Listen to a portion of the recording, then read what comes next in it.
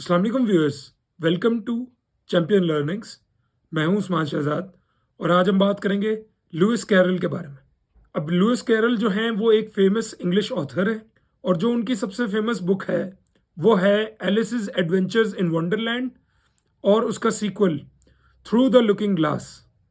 अब उनको एक अर्ली एज से ही स्टटर की प्रॉब्लम थी।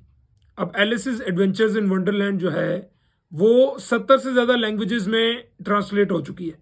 अब लुइस कैरल का जो माइंड था वो बहुत ही इंटरेस्टिंग था।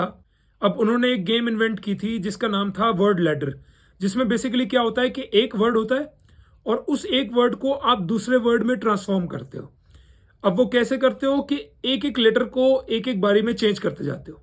जैसे फॉर एग्जाम्पल एक वर्ड है डार्क, उसको आपने ट्रांसफॉर्म करना है इनटू द वर्ड पेल।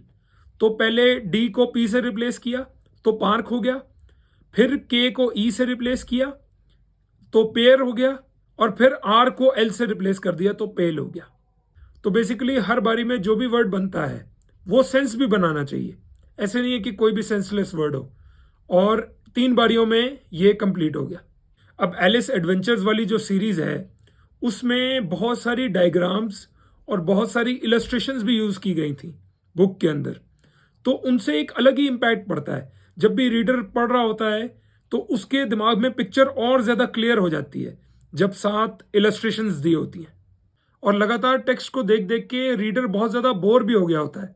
तो ये इलस्ट्रेशंस और डायग्राम्स जो होती हैं ये इंगेज कर लेती हैं दोबारा रीडर को। अब लुइस कैरल का बड़ा ही कमाल का कोट है, it is no use going back to yesterday because I was a different person then.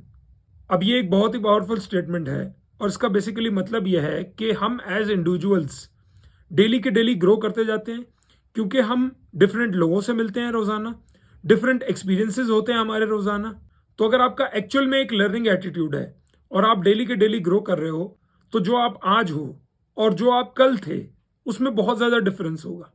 और ये ज़रूरी नहीं है कि आपके साथ बहुत ज़्यादा बड़े बड़े एक्सपीरियंसेस ही हुए होंगे तो ही आप डेली चेंज हुए होंगे, ऐसा नहीं है। हो सकता है आपके साथ बहुत छोटा सा एक्सपीरियंस हुआ हो कोई और उसने आपको बहुत ज़्यादा इम्पैक्ट कर दिया हो अंदर से और आपके माइंडसेट को बिल्कुल चेंज कर दिया हो। जैसे फॉर एग्जांपल J.R.R. टोल्कियन वाली जो वीडियो थी उसमें मैंने आपको बताया था कि वो एग्जाम पेपर्स मार्क कर रहे थे और उनको एक खाली पेज दिखा और उन्होंने अपनी बुक का फर्स्ट सेंटेंस उस खाली पेज पे लिख दिया। अगर वो खाली पेज ना दिखता तो हो सकता है वो राइटर ही ना होते। तो हर बंदे की ज़िंदगी में ऐसे एक्सपीरियंसेस आते हैं जो कि उसके लिए डिफरेंट चीज़ें ट्रिगर करें। तो आपकी ज़िंदगी में भी हो सकता है कोई ऐसा एक्सपीरियंस आ जाए तो आपके कल में और आज में बहुत ज़्यादा डिफरेंस आ जाएगा।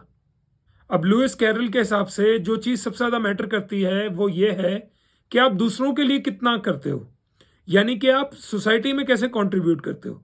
और हर बंदे का अपना तरीका होता है सोसाइटी में कंट्रीब्यूट करने का। वो अब आपके ऊपर है कि आप कैसे कंट्रीब्यूट करते हो।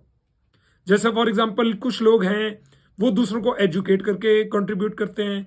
कुछ लोग होते हैं उनके पास पैसा होता है, वो लोगों को मॉनेटरी हेल्प करते हैं। कुछ लोगों के पास कोई स्किल होती है तो उसके थ्रू कंट्रीब्यूट करते हैं। और ये ज़रूरी नहीं है कि आपको कोई बहुत बड़ा काम ही करना पड़ेगा तो ही आप सोसाइटी में कंट्रीब्यूट कर सकते हो। आप छोटे छोटे बेबी स्टेप्स लेके भी कंट्रीब्यूशन कर सकते हो सोसाइटी में। जैसे फॉर एग्जांपल आप रास्ते पे चलते हुए जा रहे हो चिप्स खाते हुए और आपके हाथ में अब खाली रैपर है, तो उस खाली रैपर को अगर आपने डस्टबिन में फेंका तो ये भी आप एक तरह से कंट्रीब्यूट कर रहे हो सोसाइटी को, क्योंकि आपके पास चॉइस है, आप बाहर भी फेंक सकते हो।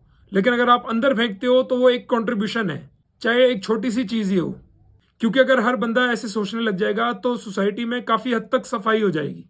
आप रास्ते में चलते हुए जा रहे हो और आपने कोई पत्थर देखा या कोई ईंट देखी और आपने कहा यार इससे किसी को प्रॉब्लम हो सकती है चलते हुए, अगर आपने वो उठा के साइड पे रख दी, दैट इज ऑल्सो कॉन्ट्रीब्यूशन। ज्यादातर लोग इस बात पे यही कहेंगे कि इससे कोई फर्क नहीं पड़ता, ये तो बहुत छोटा मेजर है। लेकिन आप सोचो अगर सारे ये करने लग जाएं तो कितना फर्क पड़ जाएगा सोसाइटी में। और यहाँ पर आप सेल्फिशली अपने लिए कुछ नहीं कर रहे बल्कि आप सोसाइटी के लिए कर रहे हो जो भी कर रहे हो। अब लुइस कैरल के हिसाब से हर चीज़ के पीछे एक लेसन होता है अगर आप ढूंढना चाहो तो।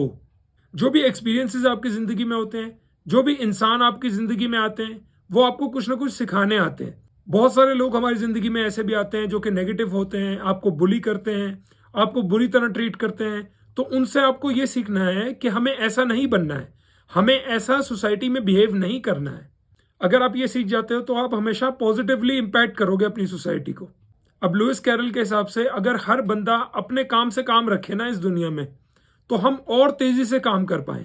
ज्यादातर लोगों में यही होता है, दूसरों की जिंदगियों में झांकने का शौक होता है। उसकी जिंदगी में क्या हो रहा है, आपके रिश्तेदारों की जिंदगी में क्या हो रहा है, सेलिब्रिटीज की जिंदगी में क्या हो रहा है।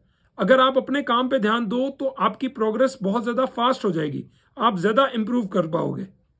क्योंकि अगर आप दिन में दूसरों के बारे में ही सोचते रहोगे तो आप अपना काम कब करोगे। आपकी जिंदगी का जो सेंटर पॉइंट है वो आपकी फैमिली होनी चाहिए और आपका काम होना चाहिए सबसे ज्यादा। अगर अपने इर्द गिर्द बाकी लोगों की जिंदगी में भी आप दखल अंदाजी करने लग गए तो फिर तो आपके पास अपना काम करने के लिए टाइम ही नहीं बचेगा। ये माइंड योर ओन बिजनेस वाली जो मेंटालिटी है ना, ये बहुत सही मेंटालिटी है।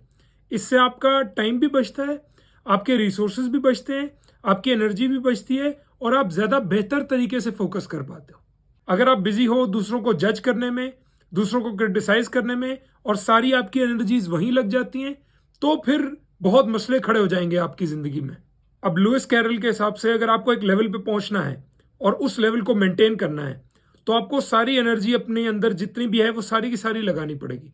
लेकिन अगर आपको किसी ऐसी जगह पे पहुंचना है जहां पर दूर दूर तक आपके मुकाबले का कोई ना हो, तो उसके लिए कम से कम आपको अपने जितनी एनर्जी आपके अंदर है उससे कम से कम 2 गुना ज्यादा एनर्जी लगानी पड़ेगी, तब आप उस लेवल तक पहुंचोगे। जैसे फॉर एग्जाम्पल अगर स्पोर्ट्स की बात की जाए तो ऐसे एथलीट्स जो कि एवरेज होते हैं, क्योंकि खेलते तो सारे स्पोर्ट्समैन ही है ना, तो जो एवरेज एथलीट्स होते हैं और जो वर्ल्ड क्लास एथलीट्स होते हैं उनमें सबसे बड़ा डिफरेंस ये होता है कि जो वर्ल्ड क्लास एथलीट होता है वो उस लेवल की मेहनत भी करता है। उसकी मेहनत, उसके मेथड्स फिर अलग ही लेवल के होते हैं। क्योंकि जितनी बड़ी एक बंदे की सक्सेस होती है उतने ही बड़े लेवल का सेक्रीफाइस भी होता है उसके पीछे। या इसमें आप यही चीज देख लो कि कितने लोग कोशिश करते हैं एक स्पोर्ट में एंटर होने की और एक्चुअल में कितने एंटर हो पाते हैं, बहुत ही कम एंटर हो पाते हैं। तो ये चीज भी शो कर रही है कि आपको बहुत ज्यादा एफर्ट करनी पड़ती है। अब लुइस कैरल के हिसाब से अगर आप कंफ्यूज्ड हो और आपको ये नहीं पता कि मुझे कौन सा रास्ता लेना चाहिए, तो आप कोई भी रास्ता ले लो, इससे कोई फर्क नहीं पड़ता। आप कहीं ना कहीं पहुंच जरूर जाओगे। कहाँ पहुंचोगे ये नहीं पता, लेकिन पहुंच जाओगे कहीं ना कहीं। लेकिन बेहतर तरीका यह है कि आप एक रास्ता लेके चलो। अगर आप एक रास्ता लेके चलोगे तो कभी भी आपके दिमाग में कंफ्यूजन नहीं आएगी, आपको क्लैरिटी रहेगी हमेशा और आप कभी भी भटकोगे नहीं। जैसे कि अगर हम करियर की एग्जांपल ले लें तो जब करियर में आप चूज करते हो करियर, तो आपको पता होता है कि आपको कहाँ जाना है। अगर आप एक करियर चूज कर लेते हो तो आपको क्लैरिटी रहती है, आपको फिर पता होता है कि मुझे उसी में एक्सेल करना है, उसी में ग्रो करना है, उसी में बेहतर होते जाना है। लेकिन अगर आपने एक करियर सेलेक्ट नहीं किया हुआ है तो आप एक लेवल ऑफ सक्सेस अचीव नहीं कर पाओगे कभी भी किसी भी करियर में। तो व्यूअर्स, आई होप इस वीडियो से आपको कुछ ना कुछ सीखने को मिला होगा। अगर वाकई सीखने को मिला हो तो प्लीज़ वीडियो को लाइक करें, शेयर करें और चैनल को ज़रूर सब्सक्राइब करें। Thank you so much for watching. Allah हाफिज़।